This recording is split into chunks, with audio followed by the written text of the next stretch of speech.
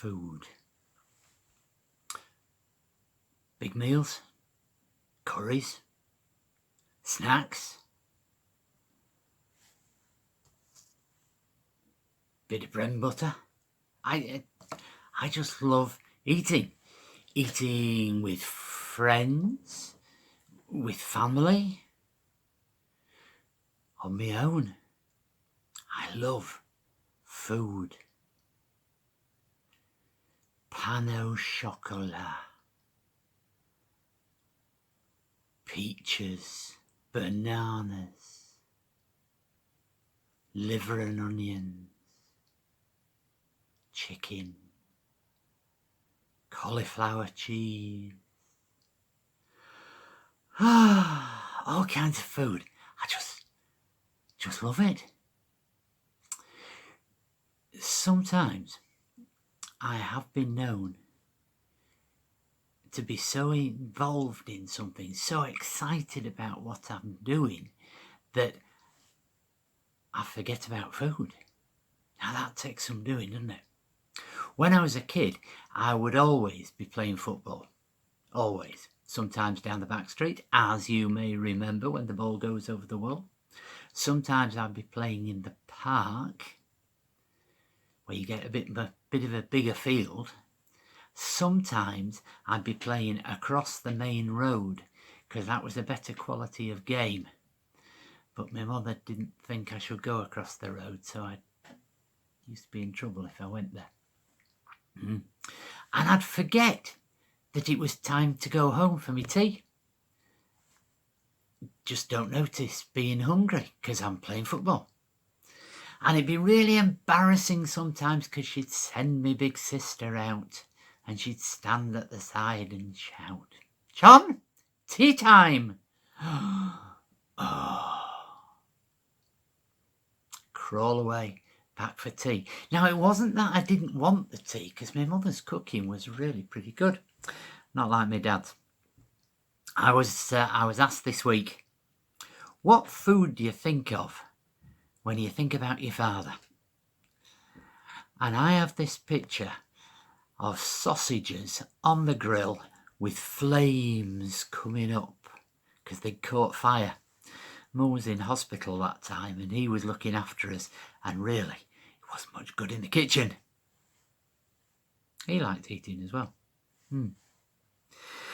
Now, there's a bit in the Bible where Jesus is talking to people and they are so involved in listening to him that they forget they should have gone home for the tea. Whoa. He must have been a really good storyteller, because people forgot they were hungry. So after a bit, one of his disciples comes to him and he says, "Hey, these people are hungry." What they meant was, "I'm hungry." Jesus says, "Well, do something then." What? How can we feed all these people? There's thousands of them there. What are we going to do? You can manage it, says Jesus. How? If there's 5,000 people here, 5,000 sandwiches, that's a lot of money. If it's like £2 a packet, that's that's a lot of money. And besides which, Asda isn't open yet and won't be for 2,000 years. How could we do it? Jesus is still carrying on talking to people. He doesn't seem bothered at all. So they set off to find out if there's any food out there amongst all the people. And they go around and they say, "Have you got any food? Have you got any food spare?" A bit like a food bank, isn't it? "Have you got anything?" And most people are saying no. They're saying it politely, because generally people aren't rude just for the sake of it. So they'll be saying things like, "Oh, I meant to bring some and I forgot." Or, Oh, you wouldn't like it. My mother makes horrible sandwiches. Oh, I'm sorry, we've eaten it already. All kinds of excuses when they might have had some. Or they might not. But the disciples are coming back and they're saying, "You've got nothing, got nothing, got nothing." No. One of them says, "I've got a bit of bread and fish." The small boy over there says, "You can have me bread and fish." Oh. Jesus takes the bread and fish and he does what we might call magic, really, because he makes a miracle out of it. And there is suddenly enough food to do all these 5,000 people. Bible doesn't say whether it was all fish and bread or whether Jesus managed to make some fruit, some meat. Who knows? Who knows? But there was enough food for everybody. And better than that, there were 12 baskets of leftovers. Now that's interesting, isn't it? Because how many disciples were there? Yeah, 12. Hope they gave some to Jesus. You know, for a couple of thousand years, people have been saying, "Oh, wasn't that boy wonderful because he shared his food?" Well, yes, kind of. I suspect that he didn't like fish. And he looked in his packed lunch that his mum had made him, and he saw this fish. He goes, "Fish, fish. She knows I don't like fish. Why does she give me it every time?" Yeah. He perhaps didn't want it at all. But he put it to good use.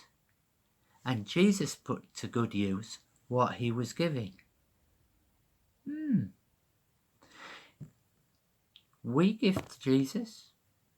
Jesus makes something special of what we give. Sometimes we think we haven't got much, do you know? Sometimes we think we're not very good at anything, really. Jesus, he makes miracles out of not very much. It's brilliant, isn't it?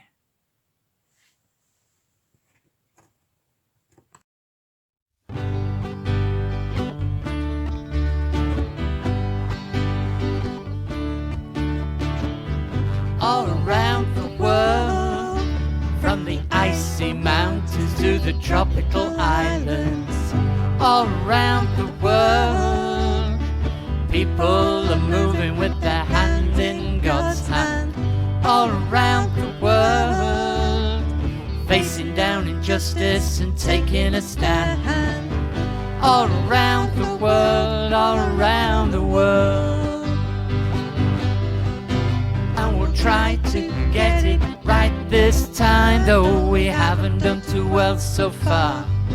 We'll find shelter for the homeless, feed the hungry, 'cause we're all God's children wherever we are.